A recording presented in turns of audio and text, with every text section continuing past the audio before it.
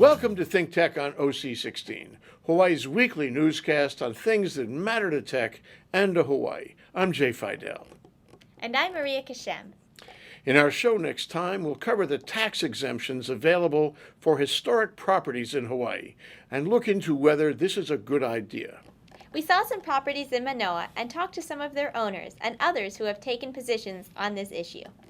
First, we saw the John Robinson Historic Residence in Manoa. John did not apply for a tax exemption, but as you'll see, he's very passionate about historic properties, and this is certainly an historic property. This house is colonial revival style. I bought it because we love old houses. My wife and I love old houses. I grew up in a 1770s house, actually. Where was that? Western Massachusetts, okay. 1770s salt box. And my parents were antique dealers, and so they sort of instilled in me an appreciation of all things old and Americana. So we bought this house because we wanted to live in Manoa because of the character of the neighborhood. And this house was originally built on the part of was the Cooper Estate, and part of the Cooper Estate, the house is now part of the Seventh-day Adventist Church up the street. And we restored it. I mean, it was like many of us were. This house was partially a victim of the 1980s. Had a lot of 1980s style furniture. It had a 1980s covered pool outside, and we stripped all of that off, and happily what was underneath was mostly the original old house. Oh, that's great. And there are only about 5, maybe 6 houses of this same style, this architecture left in Manoa, and we're proud and privileged to own this one. Well, tell us about the origins. Who built it and when, and what was the neighborhood and the situation like at the time? The architect, I wish I knew. In fact, it's one of the things I've been trying to research. There was a house about 300 yards down the road at 2436 Manoa Road that was clearly built by the same architect, and was almost a twin to this house. And it changed hands a couple of years ago, and my intention was to go see that fellow or family that bought it and find out if they knew who the architect was. Oh, yeah. Unfortunately, last year they knocked the house down, so Too bad. it's no longer there. But there are a few more. I just haven't gotten around to going and seeing if I can track down the architect. But clearly, all these houses, the 4 or 5 that are left, were all built by the same fellow in the same period in the early 1920s. See, I wonder what Manoa was like then. I'm sure it was different than it is today. It was actually one of my. I have got probably too many hobbies, but one of the hobbies I have is collecting old postcards of Manoa. And so I've got these turn-of-the-century postcards of Manoa, and I've got lots of old photographs of Manoa and things that I can show you. But it looked very, very different, and that's part of my interest in historic preservation is trying to keep what very little we have left of that going. The Manoa is still defined by the character and charm of those old houses, but there's only really a tiny fraction left of what was originally here. So at some point, I mean, this house was classified as a historic house, yeah? No, not to my knowledge. This house has never been on the historic register. Is that right? I've never listed it. I guess after seeing what happened to the other house, at some point in time I might, simply because the fear is that houses that are not on the register are definitely more vulnerable to demolition and ending up in Oahu's landfills instead of being preserved. So. Or being renovated in a way to destroy their background. Absolutely. Yeah.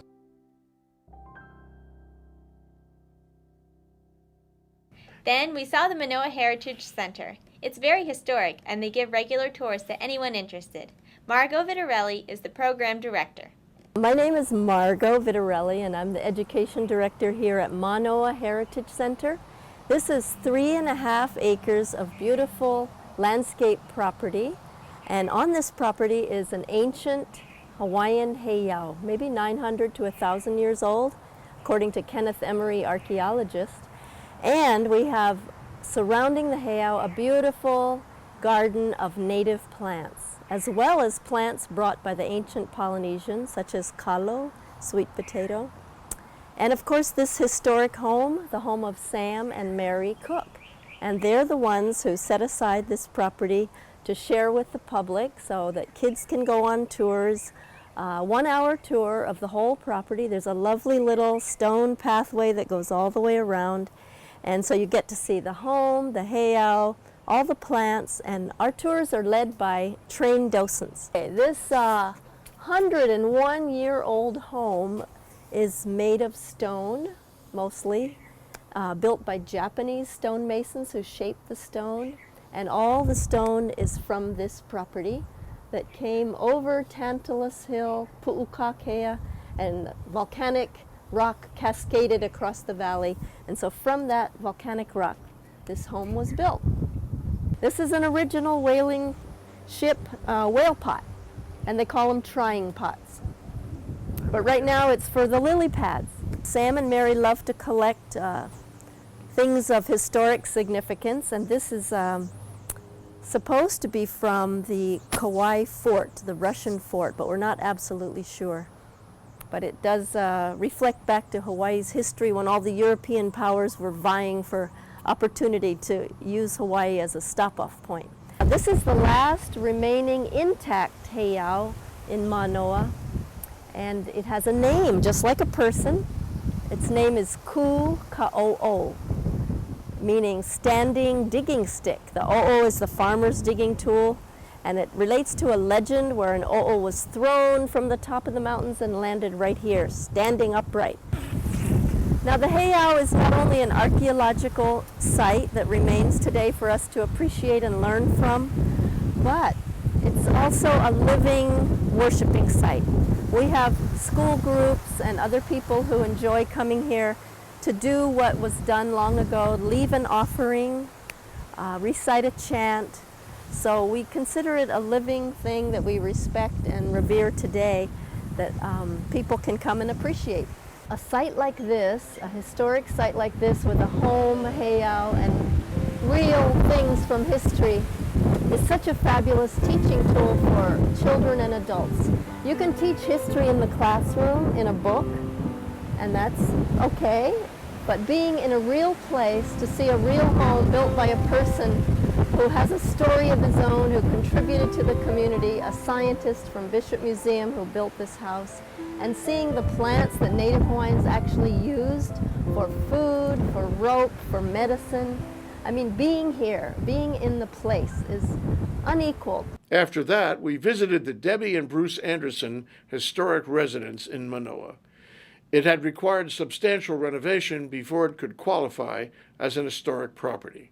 As you'll see, it's really beautiful, inside and out. I bought the house in 1998, and it wasn't on the historic register at that time. It was actually pretty dilapidated, and but I fell in love with it. I love old houses and wanted to restore it, and so I did a lot of the work prior to putting it on the historic register. Okay. I had to replace all the electrical wiring, all the plumbing. We put in the new kitchen, all new bathrooms, really a top to bottom renovation for the house, all in keeping with the era of the house, because it was built in 1912. That sounds like a big project. It was a massive project. So did you have to, you had to be respectful of the historic nature of the house when you did that work? Oh yes, and I was, because I'm passionate about historic homes, and I wanted to make sure that we maintained it, both for Hawaii and also for my kids and the grandchildren and generations to come. Yeah. So I was really mindful, even though it wasn't on the historic register at the time, that I was doing the right thing for the house. So did you have to get somebody to, what's the process of registering? Did you get somebody to come out and look and examine it from a historical point of view? Actually, I was really fortunate. There was a class at UH of architectural students who were undertook registering this house and several others in Manoa, and so they did all the history of the house and went through the application process for me. So I was lucky. I didn't have time to do all that because a lot of research and things, so I was working.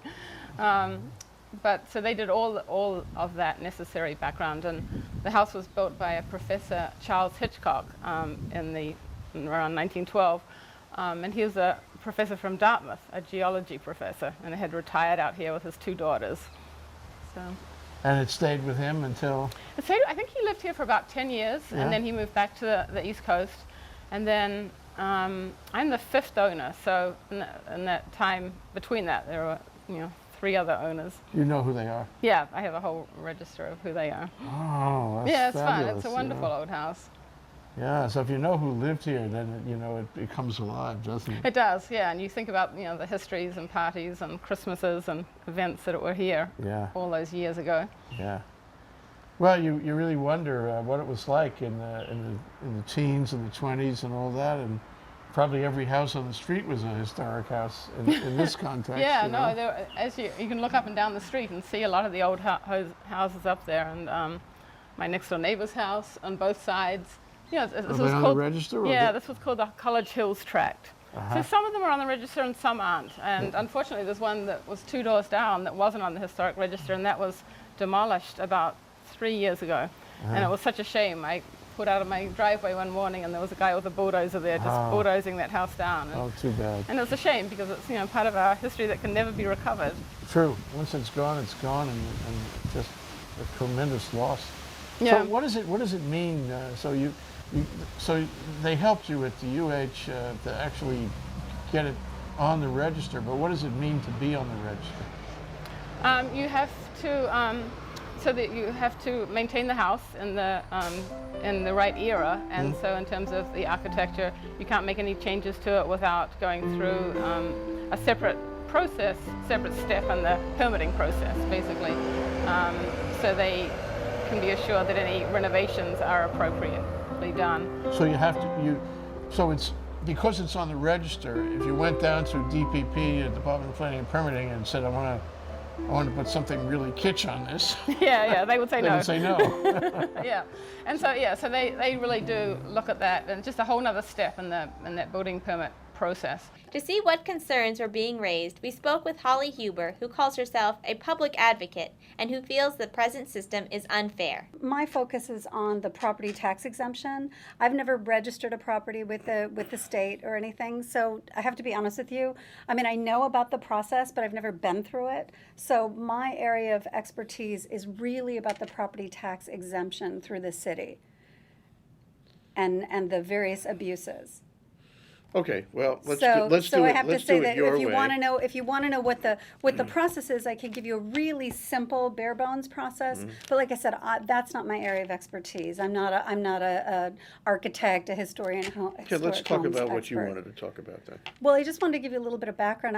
First of all, I think it's hysterical that ThinkTech Hawaii is looking into historic homes, because there's nothing lower tech than the historic homes and the historic registry You with don't the think state. this is an appropriate topic for us? No, I'm thrilled that you're looking into it, but it's so incredibly low tech. Have you been to the state registry online? They don't even have a proper listing of all the registered historic properties in the state. What's the website? It's through the DNLR.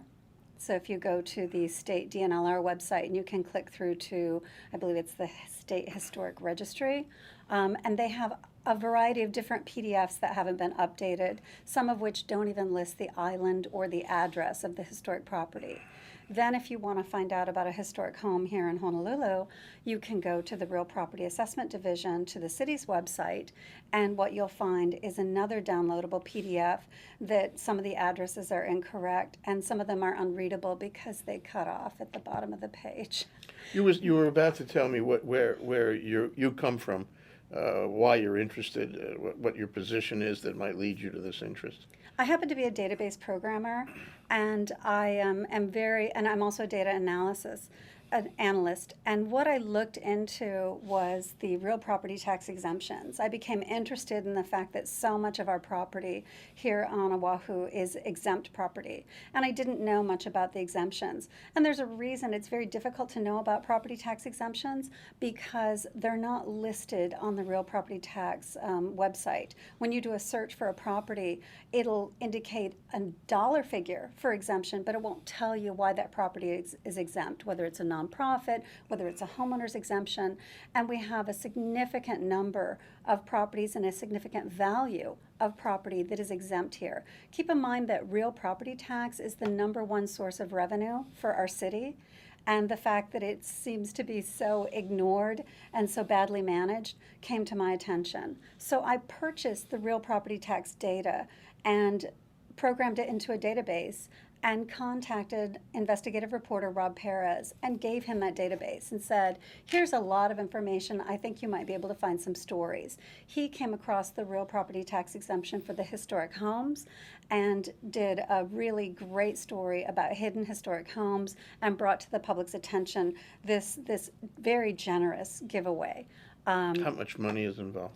Well, in 2010, we estimated that the exemption was valued at about $900,000.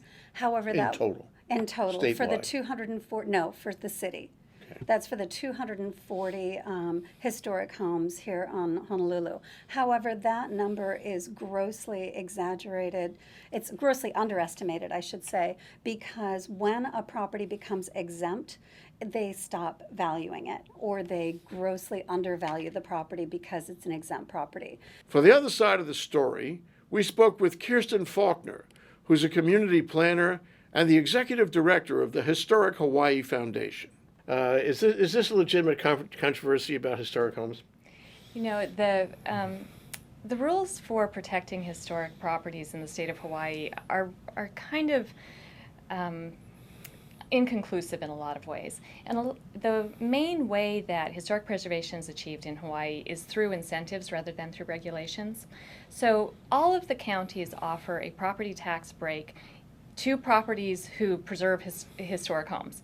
The City and County of Honolulu has attached conditions to that. They don't just do it as a blank check. They say it needs to be visible to the public, it needs to have a plaque, it needs to be kept in good condition, and if the property is historic and if it meets those conditions, then it will get this incentive of having reduced property taxes. That doesn't strike me as being terribly controversial. The reason it became an issue was because those conditions weren't always well explained and they weren't always well enforced. So that's what the whole discussion was about. How can they be clearer, how can they be enforceable, and how can they be applied uniformly in a standardized way, which is what we want of any government program. Okay, so your organization, tell me more about it. It's the Historic Hawaii Foundation on Iwalei Road. Profit, nonprofit, government, non-government, what? Historic Hawaii Foundation is a nonprofit organization. It was founded in 1974 as a membership-based organization, so non-government, and really grew out of a community desire to see what's special about Hawaii be preserved. So in the 70s, there was a bulldozer on every corner. It was the days of urban renewal. It was when whole blocks of Chinatown and main streets and small towns all over the state were just being leveled. And so there was this urgency about banding together as a group of people who care about Hawaii to say enough is enough. We need to identify what's historic, what's culturally significant, and work together to save it. So that's what we do. We've done it for the last 40 years. We anticipate doing it for the next 140 years. And as part of that effort, we work to educate people. What is historic preservation and why does it matter? We work to help set up systems for making preservation accessible. So that includes things like tax incentives. And we work to provide people with the resources in order to do a good job. So giving technical assistance and field services. We don't receive government funding. We're all privately funded. It's a membership-based organization. It's a nonprofit. It's a nonprofit, 501c3. So that's what we do. Okay. And you're the executive director. I'm the executive director. And you're trained in history, have a degree in history? My background is in urban planning. That's better, actually. So I came to this from a point of view of what makes good communities. And good communities have a tie to their history. They have a tie to the unique design elements and the unique cultures and the interaction between different ethnic groups and different perspectives. And that history gives every community a unique identity and a unique sense of place. It became clear that although only 240 homes are certified as historic properties on Oahu, the benefits they get are notable and also controversial. The City Council has looked into these benefits, and at the urging of public advocates like Holly Huber, it will probably continue to do so. There were some changes in the Honolulu Historic Property Exemption Ordinance last year, and some people want to make further changes this year. Certainly, this issue is still in play. given the huge number of historic properties that have been demolished in recent years, and the importance of preserving the remaining properties that symbolize the richness of Hawaii's heritage, it'll be worth our while to watch what happens and to speak out on the subject. Historic preservation is an important public policy and planning issue. Further discussion and fine-tuning are probably in order, but the central point is to continue the incentive program and otherwise preserve our historic heritage and the integrity and aesthetic of our community.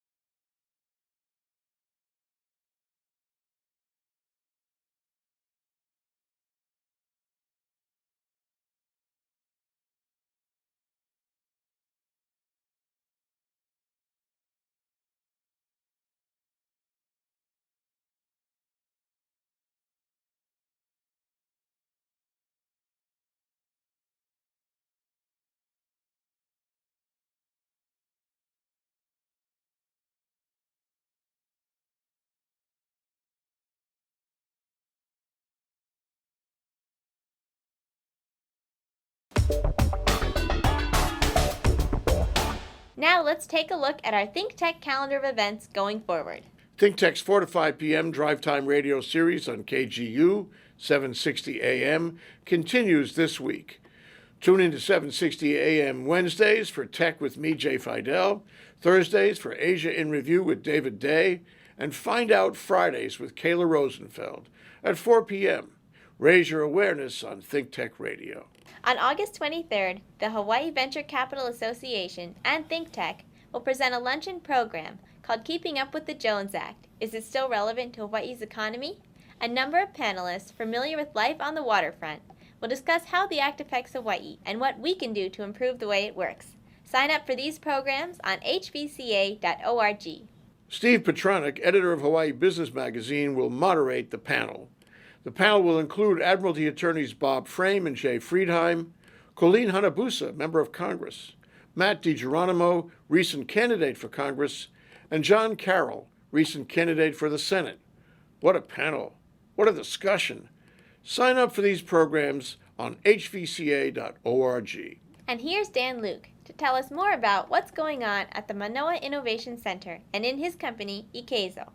Startup Hawaii had a great run of Thursday and Friday this week. I saw there were so many people there, such great entrepreneur discussions. It was really coming together. It's like an event that was waiting to happen. So obviously there's a lot of excitement about it. It was great to have on the back of the Venture Accelerator bill being passed. Steve Cases here with Startup America going around and finding out what's happening with technology startups in Hawaii. And basically getting people to register and sign up to help create more of a cohesive community. And it was great to have the governor involved and to have some high-level visibility for the folks in the kind of re-emerging, the phoenix of the innovation economy in Hawaii, which we're really starting to see this year, and I think that's really exciting. So hopefully we can keep the momentum going. We've got some other things coming up. Startup Weekend is happening again. That's a Danielle Sherman. Yeah, Danielle Sherman's event, and she's worked really hard on that and has some good sponsors now, and has it's a good level of visibility, I think. So it's exciting to see after the kind of the dark ages of tech here in Hawaii, after the demise of 221 and the a lot of kind of exodus of engineers. We have some people flowing in, and MIC has got some really interesting companies in it now, and they're leaner companies. They're companies that are working with less capital and are bootstrapped, and I think that can be a healthy thing. So it's I think 2012 is turning into a good year. Tell us about Ikezo. Tell us about your model may be changing or expanding, and tell us about how your location may be changing or expanding. So Ikezo, as your viewers may or may not know, is a company that does design, development, and localization for desktop, mobile, and web interfaces. And we've been growing quite a bit, in particular in the financial and the government space, where we build software that runs on trading floors at a lot of global investment banks. We also have been doing a lot of things in the government space. And we have a project that was initially funded under a government grant that was initially called Econtics. It's now called Contix, that does enterprise social media analytics. And it's now very focused on finance. So it does enterprise social media intelligence for finance. And we've spun that out as a separate company with its own CEO. And that company has seed money, and we're looking to go for a Series A in 4 to 6 months. So there's a lot happening on the Ikezo front. We also are graduating from MIC. We are ripe by the incubator standards, and we've just run out of space, and so we're moving into a new commercial space that's about 3 times as big, and we're excited about that. I know the team's excited about that. We're excited about it too, Dan. It's great to see you move like this. So congratulations on many levels. Thank you very much. We'll be right back to wrap up this week's edition of ThinkTech. But first, we want to thank our underwriters. Thanks to the Scheidler Family Foundation, which supports a number of educational, cultural, and charitable organizations, including ThinkTech. Hawaiian Electric Company and its affiliates Miko and Maui and Helco in the Big Island are deeply committed to the communities they serve. Galen Ho is a senior executive of BAE Systems, a global defense, security, and aerospace company, and CEO of CBI Polymers, a tech company in Hawaii. The High-Tech Development Corporation, the state's leading technology agency, attached to the Department of Business, Economic Development, and Tourism.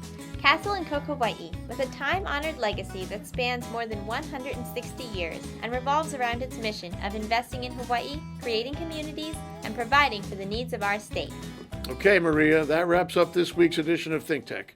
Remember, you can watch ThinkTech on OC16 several times every week. Can't get enough of it, just like Maria. For additional times, check out OC16.tv. You bet, Jay. For lots more ThinkTech videos and for underwriting and sponsorship opportunities on ThinkTech on OC16, visit thinktechhawaii.com. Be a sponsor or a volunteer and help us reach Hawaii. I'm Jay Fidell. Thanks so much for joining us on ThinkTech. You can watch this show throughout the week and tune in next Sunday evening for our next important weekly episode. Aloha, everyone. I'm Maria Kashem. Aloha, everyone.